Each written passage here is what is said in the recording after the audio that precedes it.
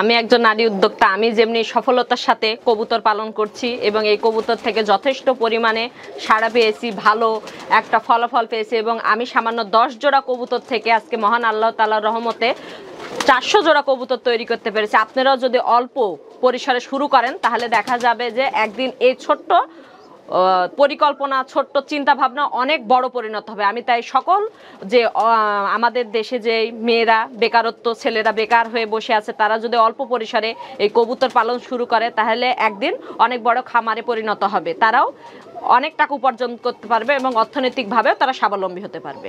সুপ্রিয় দর্শক, আসসালামু আলাইকুম। কৃষি খামারের নতুন একটি প্রতিবেদনে স্বাগত জানাচ্ছি। আমি আশরাফুল ইসলাম। দর্শক বন্ধুরা, আজকে আমরা চলে এসেছি রাজশাহী জেলা দুর্গাপুর থানা পৌরসভার ঠিক সামনেই। সংসার সুখের হয় রমণীর গুণে। দর্শক, আপনারা দেখতে পাচ্ছেন পাশে নারী উদ্যোক্তা জলিয়াপা, পাশাপাশি হচ্ছে রাশেদ ভাই। তারা হচ্ছে স্বামী স্ত্রী, একজন শৌখিন কবুতর প্রেমী, একজন শৌখিন কবুতর খামারি। আজকে এসেছি তাদের কবুতরের লফটে। যদি কেউ কবুতরের খামারে না আসে তাহলে বোঝার কোনো সুযোগ থাকে না মানুষের মনে কবুতরের জন্য কতটুকু ভালোবাসা থাকলে তারা এরকম একটা কবুতরের খামার গড়ে তোলে। আজকে আমরা সেই নারী উদ্যোক্তা জলিয়াপা এবং রাশেদ ভাইয়ের কাছ থেকে তাদের কবুতর পালনের সফলতার গল্প আপনাদেরকে জানানোর চেষ্টা করব। আশা করছি পুরো আয়োজন জুড়ে পাশেই থাকবেন। আপা, আসসালামু আলাইকুম। ওয়ালাইকুম আসসালাম। আপা কেমন আছেন? আছি, মহান আল্লাহ তাআলার রহমতে ভালোই আছি। আচ্ছা আপা, আপনার পরিচয়টা জানতে চাই প্রথমত। আমার পরিচয়, আমি জান্নাতুল মাহফুজা জলি। আমি জলি পিজন লফটের কবুতর দেখাশোনা করি। আজকে অনেক দিন পর আশরাফুল ভাই আমার এই খামারে আসছে। প্রথমে শুরুতে আসছিল, ভাইকে আবার ধন্যবাদ এত বছর পর, এত দিন পর নতুনভাবে আমার খামারে আসার জন্য। আপা, আমরা মনে হয় প্রায় 3 বছর আগে এসেছিলাম। জি, 3 বছর আগে যখন আমার খামারটা এত বড় ছিল না, এখন মহান আল্লাহ তাআলার রহমতে ছোট্ট খামারটা আজকে অনেক বড় হয়েছে। আপা, তখন কিন্তু অল্প কিছু কবুতর ছিল, কিন্তু আমরা যখন এখন আসলাম, প্রথম দেখলাম, তাহলে আলহামদুলিল্লাহ মুগ্ধ হলাম যে মনে হয় যেন আমরা কবুতরের রাজ্যে চলে এসেছি। জি জি, এখন অনেক কবুতর হয়েছে। আচ্ছা আপা, এখন কতগুলো কবুতর রয়েছে আপনার? এখন আমার কবুতর খামারে মোটামুটি 300 জোড়ার মতন রানিং হয়েছে, আর অ্যাডাল্ট, নিউ অ্যাডাল্ট এবং বাচ্চা নিয়ে মোটামুটি আরও 100 জোড়ার মতন, মোট 400 জোড়া কবুতর আছে সব মিলে। আচ্ছা, তো আপা, আপনি তো নারী উদ্যোক্তা হয়ে এত বড় একটি কবুতরের খামার গড়ে তুলেছেন, সে সম্পর্কে জানতে চাই। আমি নারী উদ্যোক্তা হিসেবে এত বড় খামারটি গড়ে তুলছি। আমি প্রথমে পড়াশোনা কমপ্লিট করলাম, ভাবলাম যে ভবিষ্যতে যদি আমি চাকরি সেভাবে নাও হয় বা নাও করি, মহিলা উদ্যোক্তা হিসেবে আমি কাজ করব, অন্তত গরু, ছাগল, হাঁস, মুরগি যেটাই হোক ছোটোখাটো করে একটা খামার শুরু করব। তো প্রথম অবস্থায় কিছু মুরগির খামার শুরু করছিলাম, আর তার পাশাপাশি কবুতর খামার। তো আল্লাহর রহমতে এই কবুতর খামারটাই এখন বেশি মনোযোগ দেই, বেশি মহব্বতের সহিত দেখাশোনা করি। আজকে এই খামারটাই অনেক বড় হয়েছে। আচ্ছা আপা, প্রথমত কতগুলা কবুতর দিয়ে আপনার পথ চলা শুরু হয়েছিল? আমার প্রথমত মোটামুটি 10 জোড়া কবুতর দিয়ে, তার পাশাপাশি কোকা ছিল 6 থেকে 7 জোড়া, আর তার পাশাপাশি ইন্ডিয়ান, পাকিস্তানি গিরিবাজগুলা ছিল 4-5 জোড়া, আর দেশি গিরিবাজ বা মুম্বাই হুমার ওগুলো 1 জোড়া জোড়া, এইভাবে দিয়ে মোটামুটি 10 জোড়ার মতন কবুতর দিয়ে আমার এই যাত্রা শুরু হয়েছিল। আপনি কত বছর যাবত কবুতর লালন পালন করেন? আমি এই বছর নিয়ে 4 বছরে পড়ছে আমার কবুতর লালন পালনের। আচ্ছা আপা, আমরা যে শেরে আছি বর্তমানে, এখানে কি কি প্রজাতির কবুতর রয়েছে আপনার এখানে? আমার এটা আসলে সেল সেন্টার। এখানে বিভিন্ন জাতের কবুতর আছে, কোনোটা নিউ অ্যাডাল্ট আছে, কোনোটা অ্যাডাল্ট আছে, কোনোটা বাচ্চা আছে। এখানে কোকা আছে, মুম্বাই আছে, হুমার আছে, ফেন্সি আছে, দেশি গিরিবাজ আছে, পাকিস্তানি গোল্ডেন আছে, তারপর যোধপুরি ন্যাপটা আছে, কালদম, কালশিরা, মানে সকল কবুতর এখানে কিছু রানিং আছে, কিছু অ্যাডাল্ট আছে এবং কিছু বাচ্চা আছে। এটা সেল সেন্টার, তো এখানে সকল প্রকারের কবুতর আছে। আপা, এত কবুতরের নাম তো আমিও জানি না, আপনি যত কবুতরের নাম বললেন। আসলে লালন পালনের মধ্যে দিয়ে তো আসলে কোথায় কি কবুতর আর কি নাম আসলে সব বোঝা যায়। আমরা প্রতিনিয়ত দেখাশোনা করি, লালন পালন করি সন্তানের মতো। আপা, আপনার খামার থেকে যে বাচ্চাগুলো আসে, বাচ্চাগুলো এখানে রাখা হয়? জি, বাচ্চাগুলো এখানে রাখা হয়, কিন্তু অত ছোট বাচ্চা আমি মায়ের কাছ থেকে নিয়ে এসে প্রথমে আলাদা করি না। যখন বাচ্চা খাওয়া দাওয়া শিখে নিজে চলাফেরা করে তখন ওই বাচ্চা ধরে নিয়ে এসে এখানে রাখি। মা আবার পাশে ডিম দিয়ে দেয়, তাহলে কি হয়, মায়ের ডিমে তাপ দেওয়াটাও সুবিধা হয় এবং ওখান থেকে যে বাচ্চাটা হবে সেটাও বের হয়ে সুষ্ঠুভাবে বের হতে পারে। নাহলে এই বাচ্চা যে ওই বাচ্চাকেও ডিস্টার্ব করে, প্লাস ওর মাকেও ডিস্টার্ব করে।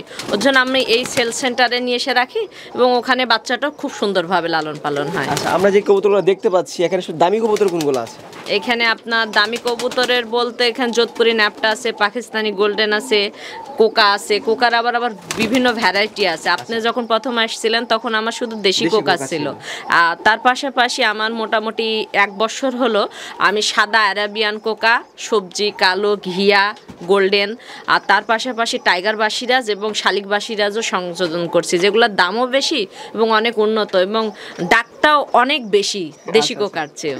আচ্ছা আপা, আমরা কিন্তু এখানে দেখতে পাচ্ছি আলহামদুলিল্লাহ প্রতিটা খুপে বাচ্চা আছে এবং অনেকে ডিম নিয়ে বসে আছে। আমরা একটু দর্শকদের দেখাই, এখানে যদি একটু বের করতেন আমরা দেখতাম, দর্শকদেরকে দেখানোর চেষ্টা করতাম। এখানে কোন কবুতরের বাচ্চা আছে? এখানে এটা ফোস্টার হুমা, এটা খুব ভালো বাচ্চা করে, কিন্তু সেখানে আমি কোকার বাচ্চা ফোস্টার হিসেবে দিছি। এটা কোন কোকা? এটা হচ্ছে দেশি কোকা। দেশি কোকা? জি, দেশি। আপনারা দেখতে পাচ্ছেন দেশি কোকার বাচ্চা, মাশাআল্লাহ খুবই চমৎকার। আপা এটা রেখে দেন। ওই পাশে আপা কিন্তু আরো দেখতে পাচ্ছি অনেক বড় কবুতরের বাচ্চা রয়েছে, আমরা কি সেগুলা দেখাবো দর্শকদেরকে? এটা হচ্ছে শালিক বাসিরাজের বাচ্চা। শালিক বাসিরাজ আপা, এই যে এদিকে দর্শকদেরকে দেখাই। জি, এটা শালিক বাসিরাজের বাচ্চা। আল্লাহর রহমতে আমি ফোস্টার হিসেবে এগুলাকে দিয়েছি। আমার তো কবুতরে খামারে মোটামুটি 80 জোড়া এখন ফোস্টার আছে। ওই ফোস্টারগুলো দিয়ে আমি যেমনি টাইগার বাসিরাজ, শালিক বাসিরাজ, তারপরে দামি দামি যে কবুতরগুলো আছে সেগুলো নিয়ে সেই ফোস্টারে ফেটে দেয়, তাহলে কি প্রোডাকশনটাও ডবল হয় এবং কবুতরও সুস্থ এবং সুন্দর পাওয়া যায়। আপা যদি এই বাচ্চাগুলো খাবার শিখে তো কত টাকা বিক্রি করা যাবে? এই বাচ্চাগুলো খাবার শিখলে তাও 6000 টাকা জোড়াতে। 6000 টাকা? জি, মাশাআল্লাহ, এক জোড়া কবুতর 6000 টাকা, তাহলে কিন্তু এটা শালিক বাসিরাজ। শালিক বাসিরাজ, এটার গুণাগুণ কি কি আছে? এটার গুণাগুণ হচ্ছে এটা দেশি কোকা। দেশি কোকা ডাকবে, মানে মোটা সুরে ডাকবে এবং ঘন ঘন ডাকবে। আর শালিক বা সিরাজের ধর্ম হচ্ছে চিকন সুরে ডাকবে এবং দীর্ঘ সময় ধরে ডাকবে। কোকিলের কণ্ঠের মতো নাকি? জি জি, কোকিলের কণ্ঠের মতো। আচ্ছা ঠিক আছে আপা, এটা রেখে দেই। আমরা এই পাশে দেখতে পাচ্ছি, এই পাশেও কিন্তু বাচ্চা আছে, যদি আমরা বের করে দর্শকদেরকে দেখাই। দর্শক আপনারা ভালো করে লক্ষ্য করেন, মাশাআল্লাহ আপার প্রতিটা খুপের মধ্যেই বাচ্চা রয়েছে। আপা এটা কি জাতের বাচ্চা? এটা হুমার। এটা হচ্ছে হ্যাঁ হুমা। এটা ফোস্টারিং এর জন্য অনেকে নেয় এবং ফোস্টারের জন্য খুব ভালো। এটা ফোস্টার, ফোস্টারিং এর জন্য। হুমার বাচ্চা কেমন বিক্রি করা যায়? এটা আমরা 2000, 3000, 4000 টাকা জোড়া বিক্রি করি। বাচ্চা হলে একটু কম, অ্যাডাল্ট, নিউ অ্যাডাল্ট আর রানিং হলে একটু দাম বেশি। আচ্ছা ঠিক আছে আপা, এটা রেখে দেই। আপা নিচেও তো মনে হয় কবুতরের বাচ্চা আছে কিছু, আমরা কি সেগুলো দেখাবো? বের করেন তো আপা, আমরা সেগুলো দেখাই। মাশাআল্লাহ খুবই চমৎকার। এটাও কোকা, ফোস্টারিং করা হয়েছে।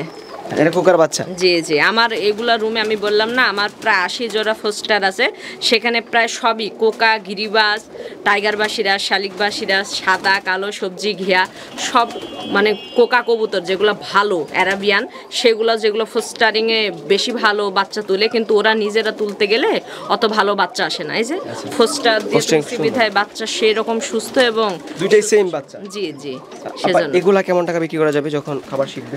এগুলা 3000, 4000 টাকা জোড়া বিক্রি। 3 থেকে 4000 টাকা। মাশাআল্লাহ অনেক সুন্দর। আপা এগুলা রেখে দেন। আপা এখানে তো হচ্ছে আপনার সেল সেন্টার, আমরা এই পাশের কিন্তু ওই পাশে একটা খুব রয়েছে, ওইখানে কি কবুতর রয়েছে? ওখানে আপনার সব ইন্ডিয়ান এবং পাকিস্তানি রেসার হাই ফ্লাইং গিরিবাজগুলো আছে সব। রেসার আকাশে উড়ে? জি জি, আকাশে উড়ে বাজি দেয় এবং ফ্লাইং করে, ওগুলো আছে সব। আপনি কি উড়ান আকাশে? আমি আপাতত আগে উড়াতাম, সময় পেতাম, এখন উড়াতে পারি না। এখন শুধু আমি বেবি বিক্রি করি আর নিয়ে যায়। আর যারা ধরেন আপনারা উড়ায় তাদের রেজাল্ট ভালো, অনেক ভালো রেজাল্ট। আচ্ছা আপনার এখানে কি কবুতর রেসার কবুতর রয়েছে? আমার এখানে যোধপুরি নাপটা আছে ইন্ডিয়ান, আর পাকিস্তানি গোল্ডেন আছে, কালদুম আর কালশিরা আছে, আর সিলভার কালদুমটা আছে। 5 ধরনের। দাম কোনটার বেশি? আমার কাছে যোধপুরি ন্যাপটা এবং পাকিস্তানি গোল্ডেনটার দাম একটু বেশি। কতক্ষণ ফ্লাইং করতে পারে এগুলা? এগুলা 6 থেকে 7 ঘন্টা। আর যদি এদেরকে প্রশিক্ষণ দেওয়া হয় এবং ট্রেনিং দেওয়া হয় তাহলে আরও রেজাল্ট বেশি ভালো হয়। আচ্ছা আপনার এখানে কতগুলো আছে গিরিবাজ কবুতর? আমার গিরিবাজ কবুতর মোটামুটি 50 জোড়ার মতন আছে। 50 জোড়া? তো মাশাআল্লাহ 50 জোড়া থেকে কেমন বাচ্চা পাচ্ছেন আপা?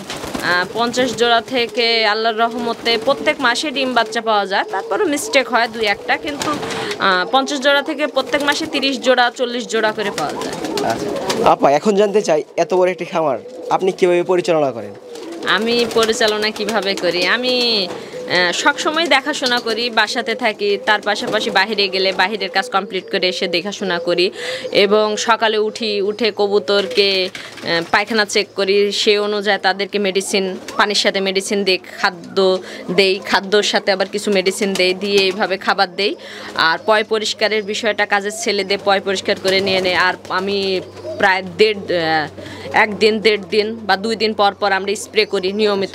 স্প্রে করলে কি হবে, ভাইরাসটা আসবে না, কবুতর অনেক সুস্থ সবল থাকবে। আর কবুতরকে নিয়মিত 7 দিন 15 দিন পর পর আপনার ভিটামিনের কোর্সটা কমপ্লিট করাতে হবে। আর বিশেষ করে ভ্যাকসিনটা কমপ্লিট করাতে হবে, মাস্ট বি। ভ্যাকসিন যদি প্রতিটি কবুতরকে নিয়ম মাফিক 2 মাস 3 মাস পর পরে দেওয়া যায়, তাহলে ইনশাল্লাহ আল্লাহর রহমতে কোনোদিনও কোনো ভাইরাস কবুতরের রুমে আসবে না এবং কবুতর অনেক সুস্থ এবং ভালো থাকবে। আপা ভ্যাকসিনটা কতদিন পর পর করতে হয়, কোন ভ্যাকসিনটা করতে হয়? আমরা রানীক্ষেত ভ্যাকসিনটা করি 2 মাস পর পর, কৃমিটা করি 2 মাস পর পর, পিজন পক্সটা করি 6 মাস পর পর এবং গাম্ভুরা করি 3 মাস পর পর। আচ্ছা, বাচ্চা কবুতরকে কি ভ্যাকসিন করা যায়? ভ্যাকসিন বলতে কি আমরা খাদ্যের সাথে দিই, কারণ আমার তো 800 পিস 400 জোড়া কবুতর, এত তো সম্ভব না।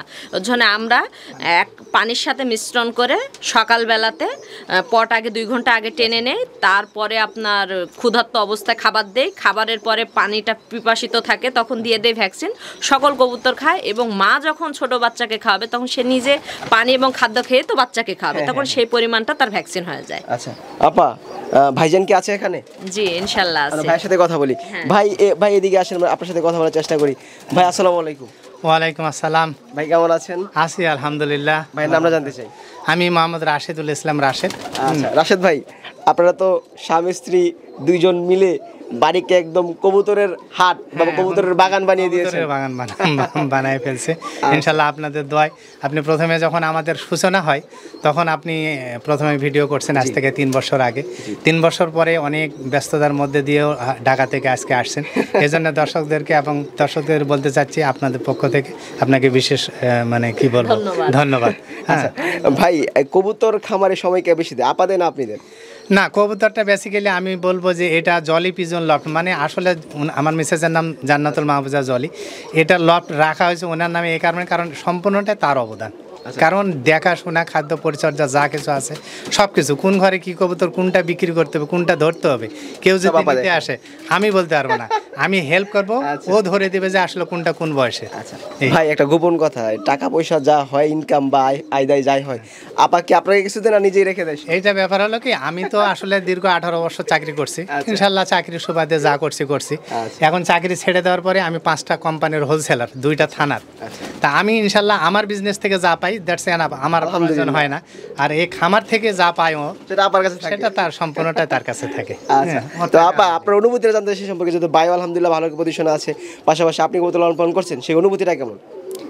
অনুভূতিটা তো অনেক ভালো, কারণ এগুলো আমার সন্তানের মতো। তাদেরকে আমি মানে কি বলবো, আমি হাজার অসুস্থ থাকি, দূরে কোথাও যাই, কাজে যাই, আমি সর্বপ্রথম এসে তাদের সাথে দেখা করি, কোন রুমে কি অবস্থায় কবুতর আছে, কোনো সমস্যা আছে নাকি, সর্বপ্রথম তাদেরকে দেখি। আর অনুভূতিটা মানে যেখানে যায় তাদের কথাই মনে পড়ে, সেজন্য ছুটে এসে তাদেরকেই দেখি, ভালোবাসি বিধায় অনুভূতিটা অনেক, ভালোবাসার অনুভূতিটা বেশি কবুতরের সাথে যদি প্রেম না বা ভালোবাসা না থাকে, বা যে কোনো প্রাণীর প্রতি যদি ভালোবাসা না থাকে, তাহলে কিন্তু সম্ভব না। ভালোবাসা থাকলে সেটা ছোট থেকে অনেক বড় হয়। আচ্ছা আপা, আমাদের বিশেষ করে নারী দর্শক যারা আছেন, যারা দেখতে পাচ্ছেন, তাদের সর্বশেষ কি তথ্য দিতে চান আপনি? আমি সর্বশেষ তাদেরকে তথ্য দিতে চাই, আপনারা ভাই বোন তবে দর্শক যারাই আছেন, যদি তারা কেউ বেকার থাকেন বা অলস বা সময় কাটাচ্ছেন, আমি বলবো যে বাড়িতে পরিবারের সময় দেওয়ার পাশাপাশি বাড়ির সমস্ত কাজ করার পাশাপাশি যদি আপনারা ইচ্ছা করেন যে আমি নিজে কিছু উপার্জন করব, অর্থ উপার্জন করব বা বেকারত্ব দূর করব বা দেশে বা আমার পারিবারিকভাবে উন্নয়নের করা সম্ভব হবে, তাহলে আপনারা ছোট্ট করে একটা কবুতর খামার হোক, মুরগির খামার হোক, গরুর খামার হোক, ছাগল, যেটাই আপনার পছন্দজনক, যেটাই ভালো লাগে, আপনি সেটা দিয়ে ছোট্ট করে শুরু করেন। দেখবেন এই ছোট্ট খামারটাই আমি যেভাবে শুরু করছিলাম প্রথম অবস্থায় ছোট্ট করে, যদি হাত খরচের কিছু টাকা হতো, জি জি জি বাসায় বসে থাকবো মেয়ে মানুষ, এটাই আজকে হাত খরচের চেয়ে আল্লাহর রহমতে যথেষ্ট ভালো হয়। আপনাদের দোয়া, আপনাদের আল্লাহর রহমতে, তা আপনারা এভাবে ছোট্ট করে একটা খামার শুরু করেন, দেখবেন এই ছোট্ট খামারটাই মহান আল্লাহ তাআলার রহমতে অনেক বড় খামারে পরিণত হবে এবং আপনারা পারিবারিকভাবে বাচ্চা কাচ্চা স্বামী সংসার সবাইকেই অর্থনৈতিকভাবে সাহায্য সহযোগিতা করতে পারবেন। আপা, কবুতর পালন নিয়ে ভবিষ্যৎ পরিকল্পনা ভাইয়ের কাছ থেকে প্রথম জানি। কবুতর পালন নিয়ে পরিকল্পনা বলতে, উনি যখন মনে করলো যে আমি লেখাপড়া করছি বাট লেখাপড়ার পাশাপাশি চাকরি করব এরকম চিন্তা ভাবনা নেই, সে প্যারামেডিক্যাল পাস করলো, ডাক্তারি শিখলো, ইন্টার্নি করলো, সব কিছু করলো, চাকরি করার কথা আমি বলি কিন্তু সে কখনো মনে করে না যে আমি না উদ্যোক্তাই হবো প্রথম থেকে তারিয়া। এই নিয়ে শুরু করলো আসলে কবুতর নিয়ে। কবুতরটা সিদ্ধান্ত নিল এই জন্যে যে কবুতরটা করলে কবুতরের পাশাপাশি সে যদি চাকরিও করে তাও করতে পারবে, কেউ যদি বিজনেস করে, কেউ যদি সংসার করে, কেউ যদি দোকান করে, কবুতরের পাশাপাশি সব কিছু করা যাবে, বাট অন্যটার পাশাপাশি সব কিছু করা যাবে না। কারণ কবুতর সকালবেলা একটু খাদ্য দিয়ে যদি চলে যায়, রাত্রে এসে যদি তাকে আবার খাদ্য দিয়ে দেখাশোনা করে যাচ্ছে না। এটা এত সহজ একটা পদ্ধতি এবং এখানে কি যে কোনো প্রতিষ্ঠান আমরা যদি করি কিনতে হবে এবং বিক্রি করতে হবে। আর এইটা এমন একটা সেট আপ, ধরে নেন কেউ যদি 20 জোড়া কবুতর সেট আপ দেয়, এই সেট আপটা কিন্তু থাকে গেল আজ থেকে 15 বছর ওই একটাই কবুতর প্রতি মাসেই কিন্তু ডিম বাচ্চা দিয়ে তাকে আর ইনভেস্ট করার কোনো প্রয়োজন হবে না। এইটা ঠিক মতো পরিচর্যা করলে এখান থেকে দেড়ছে না। এই জন্য আমি মনে করব সহজ এবং সবচেয়ে বেশি প্রফিট সেটা হলো কবুতর। সময় কম লাগে, সময়ও কম লাগে, আর শখ সুখের পায়রা, আর সব কিছুই ভালো এবং সময় কম লাগে। খাদ্য পানি বলেন, চিকিৎসা বলেন, অন্য অন্য সেক্টরের চেয়ে এটা অনেক সহজলভ্য। আর একবার ইনভেস্ট করলে এটার বাচ্চা প্রোডাকশন চলতেই থাকে মাসিক। আর ইনভেস্ট করা লাগবে না, আর ইনভেস্টের কোনো প্রয়োজন হয় না। ঠিক আছে আপা, আমরা আপনার পরবর্তী কবুতরের লফটে যাব এবং দর্শককে দেখানোর চেষ্টা করব। আজকে পর্যন্তই, ভালো থাকবেন, আসসালামু আলাইকুম। ওয়ালাইকুম আসসালাম।